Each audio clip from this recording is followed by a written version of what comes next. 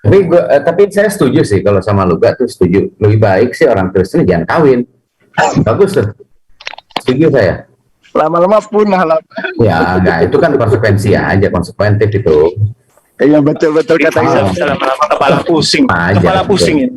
Kepala pusing ini. Sebetulnya fungsi dari kelamin itu nomor satu. Nomor satu adalah buat pipis. Buat buang air. Nomor satu. Kedua untuk menentukan laki atau perempuan. Baru. Gitu. Yang ketiga baru buat seks. Ya kalau nggak pipis mau gimana, mau hidup lo, mau laki mau perempuan nggak hidup gimana? Iya, multifungsi. Iyalah, artinya ada fungsi untuk seks. Nah sekarang kalau tidak memang ada kan, alat kelamin kita tidak mau kemana?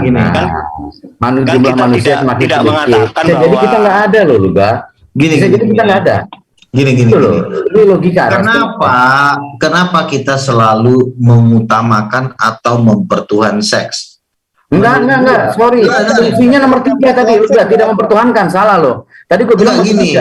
Setahu gue gini ya. Semua orang yang mempertuhankan seks, dia akan menikmati seks 1 kali lipat.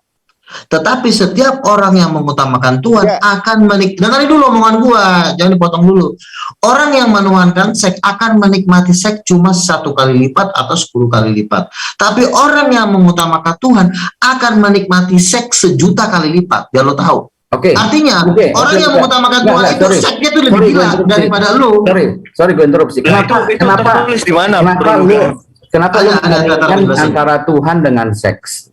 Kata lu tadi Tuhan menyuruh orang menikah, salah satunya untuk berhubungan seks. Artinya tidak apple to apple dong. Tuhan kan Bang. Kok Tuhan dengan seks sih gitu loh. Artinya buatlah perbandingan yang apple to apple. Silakan. Iya gini. Oke gini. Orang kan Tuhan tahu ada ayatnya mengatakan begini. Pada waktu firman itu disampaikan, benih firman itu disampaikan, maka firman itu ingin bertumbuh terhimpit oleh batu-batu. Batu-batu itu berbicara tentang kesenangan hidup dan kenikmatan hidup. Jadi artinya begini, firman itu sebenarnya ingin bertumbuh di dalam diri lo, tapi karena kenikmatan hidup itu menghalangi firman itu bertumbuh. Sehingga di dalam diri lo, cuma yang lo pikirin cuma seks. Dan ingat, orang yang mikirin seks, itu nggak akan pernah dapat seks. Itu orang yang mikirin seks. Tadi gue udah bilang, kelamin adalah 3. Udah dengerin gantian ngomong dong. Halo, gantian ngomong dong. Lu gantian ngomong dong, sorry. Tadi kan gue bilang seks itu nomor 3. Ya, pertama buat pipis, buat buang air. Ketiga buat menentukan dia itu laki-laki atau perempuan. Ketiga boleh buat seks, silakan. Kan gitu. Tapi lu utamakan, yang mengutamakan kayaknya lu dari tadi. Ini gue ngomong seks itu yang nomor 3 gitu fungsi kelamin. Kan lu bilang begini ya. Apa gunanya hidup di sorga kalau nggak ada seks? Nah itu dari bahasa lo itu aja. Kapan gue ngomong gitu, coy? Nggak pernah gue ngomong gitu. Temen lo yang tadi, ya kan? Karena ada. Bang, gue ngomong itu tadi, Bang. Oh iya. Memang gini loh, gini. Gue tahu maksud gue juga laki-laki, gue juga punya hasrat seks gitu. Kan jadi tanya gini, gue nanya lo gini gak ya? Lo jadi pastor, birawati itu kan nggak ngesek di dunia gak? Terus di surga lo nggak ngesek juga di dunia. Maka gue tanyakan, gimana lo melampiaskan itu gitu loh. Karena gini loh, kodrat manusia itu dasarnya itu adalah nafsu gak. Tapi di dalam Islam nafsu itu diatur gak gitu loh gak. Nah makanya gue tanyakan dalam Kristen tuh gimana gitu loh. Makanya di surga nggak ngesek juga kan. Apa ya, kasihan lo dikasih kelamin gak digunakan secara maksimal. Itu disitulah. Kasih waktu gue ngomongnya, jangan dibantah lu. Dari bahasa lo, disitulah lo mempertuhan seks. Oh sorry, ralat. Gue gak pertuhan seks, ralat. Kan gue bilang ketiga, ya. Kan gue udah bilang, gue ini masih waktu gue ngomong. Tolong lo jangan lo potong lu gak usah ketakutan. Lo jangan bilang gue mempertuhankan seks, gak. Iya makanya nanti lo bantah, kasih dulu gue kesempatan ngomong biar gak kena kucir. Ya roba kalimatnya kan sekarang udah tahu kalau itu. Itu adalah statement gue. Masalah lo gak terima itu kan urusan lo. Itu kan statement gue. Makanya dengar dulu, makanya Tuhan bilang barang siapa ingin mempertahankan nyawanya justru kehilangan nyawanya, tapi barang siapa kehilangan nyawanya karena aku, dia malah justru memperolehnya. Jadi kebalik, Nah, lo ini kan ingin mempertahankan seks. Lo pengen ngesek juga di sorga. Pengen dapatkan 72 miliar. Malah nggak dapet. Tuhan tuh begitu sifatnya. Kalau lo mikirin seks, lo malah nggak dikasih. Tapi kalau lo mikirin Tuhan, lo nggak mikirin seks, dikasih lo perempuan yang paling cantik, yang paling ada dalam Islam juga ada itu loh, Gang. Iya, makanya kalau lo ngomong tentang surga, lo jangan ngomongin seks. Gantian ngomong, coy. Makanya kenapa di muka bumi ini orang kerjanya kawin cerai karena nggak dapat kenikmatan. Kawin cerai karena nggak dapat kenikmatan. Ya udah, lu gak gantian ngomongnya. Lu kali. Di dalam Islam ada itu, lu gak, barang siapa membela Allah dan dinnya dengan segenap hati. Makanya kalau kita ngomong, dengerin, kalau kita ngomong, coy. Masa lu ngomong nggak boleh diselak, sekarang gua ngomong lu selak? Gimana sih? Benar dong. Di dalam Islam itu ada seperti itu. Itu nggak ada imbangannya dengan seks. Ada urusan kok lu hubungkan dengan seks. Kami punya itu, tapi kami nggak hubungkan dengan seks. Kata Ustadz siapa tuh yang katanya kita nanti pesta seks di surga ini, gue bilang otaknya. Itu kan Ustadz. Itu kan Ustadz. Emang patokan kami itu, sebentar lu gak, jangan ngomong. Patokan kami itu Al-Quran, As-Sunnah, itu ya. Itu yang harus kamu kedengar. Kalaupun ada ustadz yang berbicara seperti itu, ya masa bodoh, dia ngomong seperti itu. Yang penting patokan kami Al-Quran, As-Sunnah. Jikalau adapun diam. Adapun ini live gak sih ini? Iya, kalau lu mau lu live-in silakan. Gua record dari tadi. Ayo, jalan. Ini kalau kamu mau mengatakan tentang 72 bidadari, aku bisa bantah kamu itu. Sebab aku punya mushaf Al-Quran, tidak ada satupun dalil mengenai 72 bidadari itu. Sekarang gue tanya, ada seks gak di surga? Ada seks gak di surga? Nggak ada.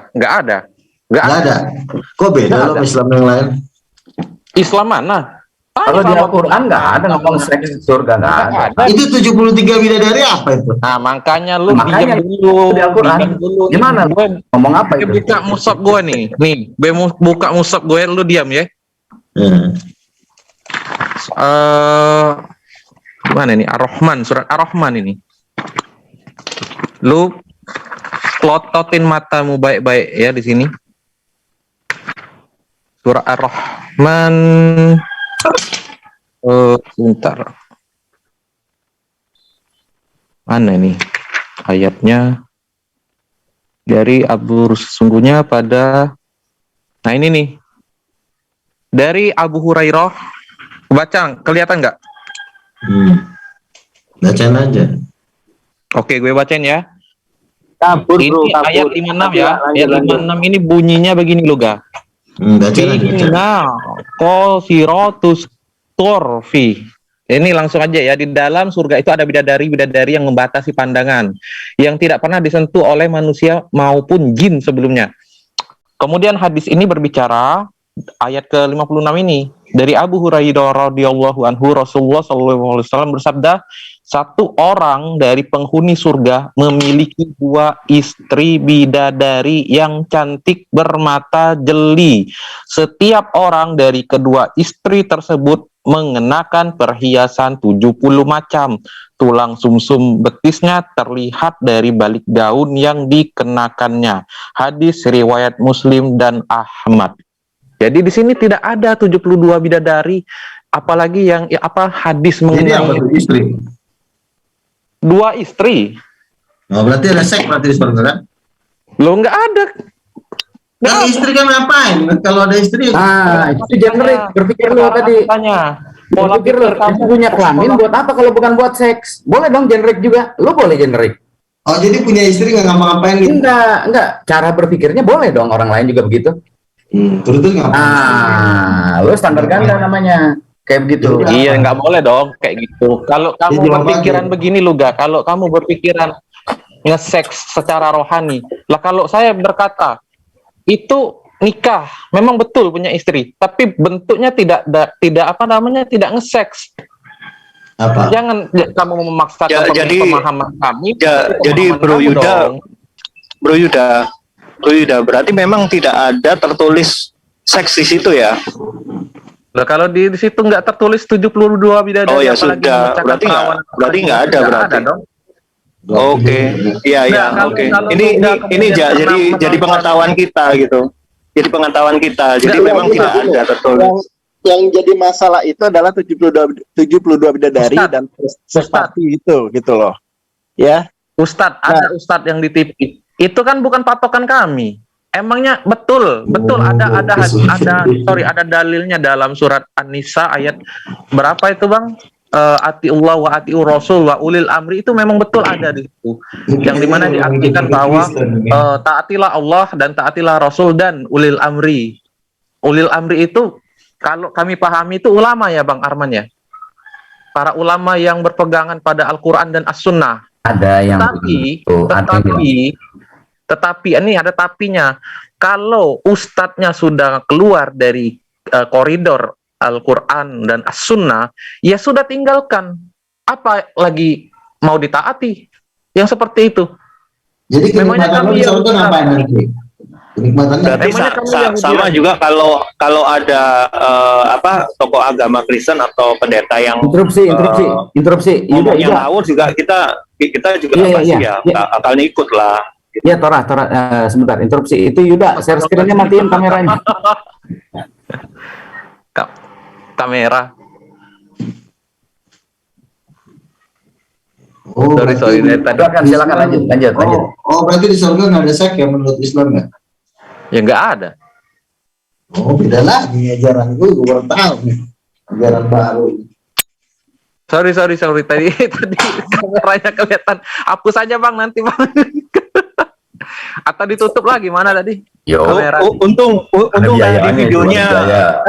Untung Ada videonya biayanya tadi gitu. nggak on terus. Kalau videonya on terus pas waktu lagi mau ke toilet gimana tuh? Iya nanti Luga nafsu lagi. Jadi gitulah ya. Jadi sebenarnya kan kenikmatan di sorga itu adalah bentuknya adalah kerajaan Allah. Jadi kerajaan Allah itu ya Tuhan sebagai raja, memandang Tuhan sebagai Tuhan raja yang megah, kita aja udah puas rasanya memuji-muji dan Ada menyembah dalilnya dia. di Al-Quran itu Luga.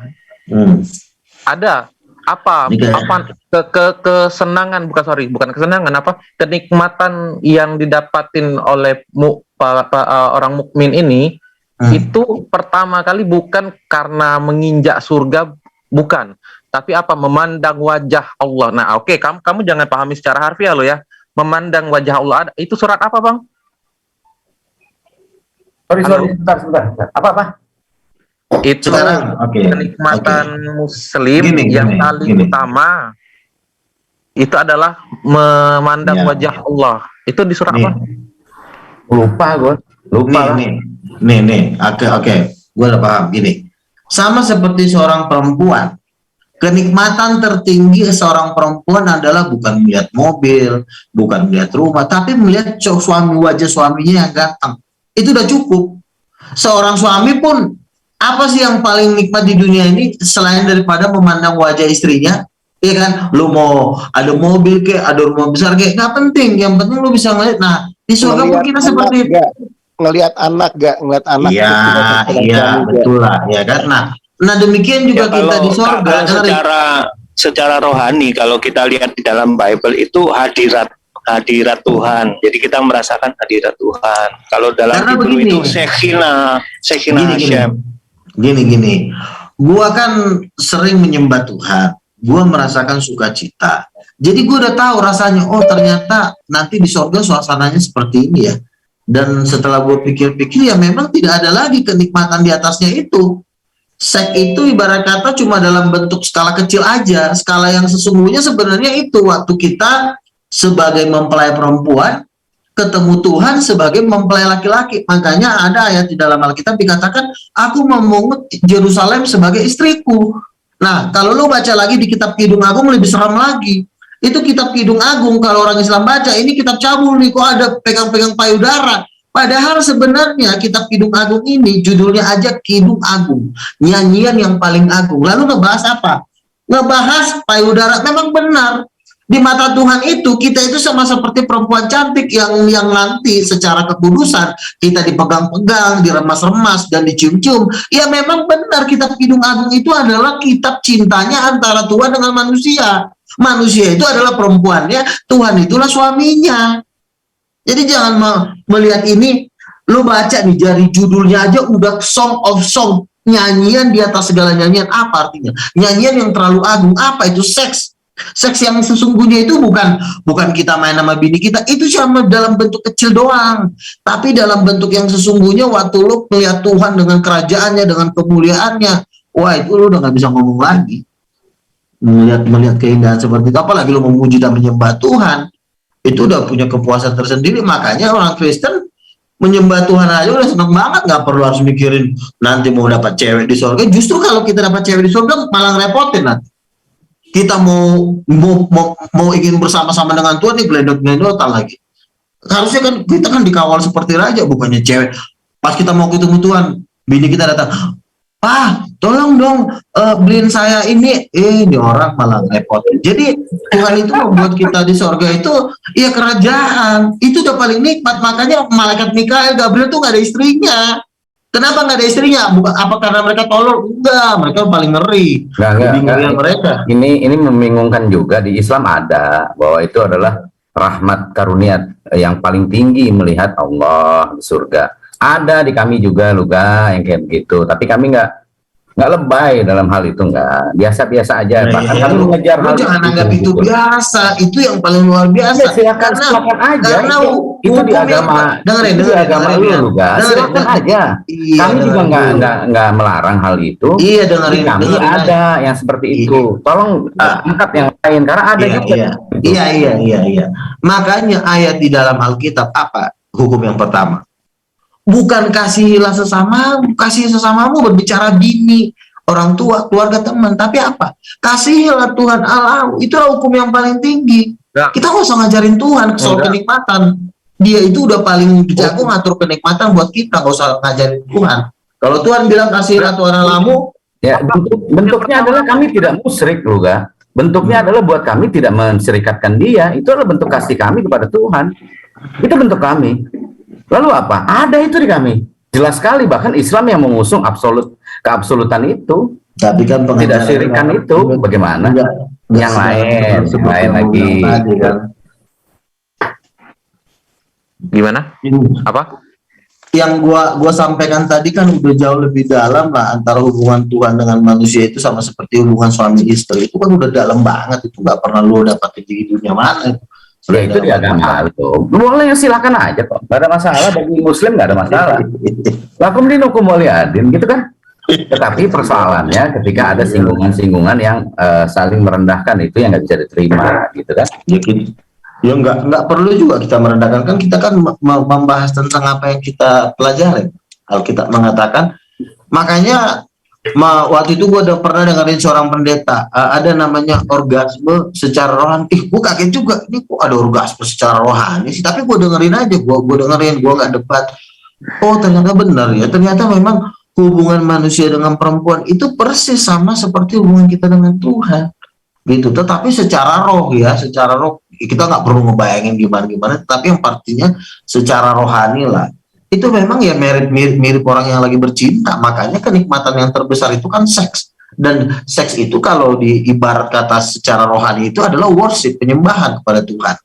Makanya hukum yang paling pertama itu menyembah Tuhan, bukan berdoa. Menyembah Tuhan dan berdoa kan beda. Berdoa itu kita minta sesuatu sama Tuhan, tapi kalau menyembah kita memuliakan Tuhan. Oh baik, oh dahsyat, haleluya, berbahasa roh, itu penyembahan namanya.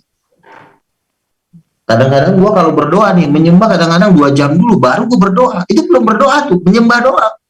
Menyembah, haleluya, gue nyanyi, gue memuji Tuhan, gue berbahasa roh, itu penyembahan namanya. Baru setelah gue menyembah 1 jam, baru gue masuk berdoa, baru gue minta deh Tuhan, kasih gue ini, kasih gue segala macam gitu.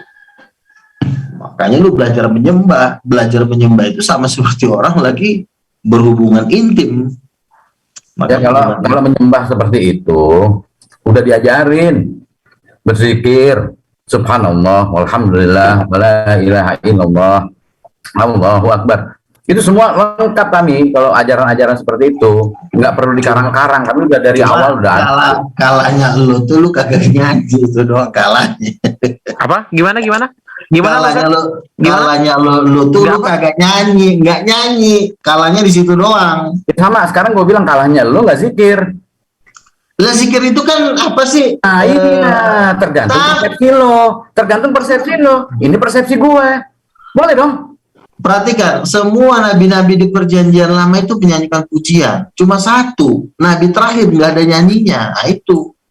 Katanya nabi terakhir, tapi kok malah beda sendiri. Emang nabi lo? Itu kan bukan nabi lo. Ya memang bukan nabi gua, makanya. Udah, apa susahnya? Iya, masalahnya nabi gua ngaku. Masalahnya. Apa yang Ya jelas orang bukan nabi lo kok. Bukan nabinya Luga lah, kan Luga kan udah nabi. Kan Luga udah nabi, masa mau nabi punya nabi sih? Gimana? Ya perlu Luga ya. Iyalah. Kan Luga udah nabi, jadi ya perlu nabi.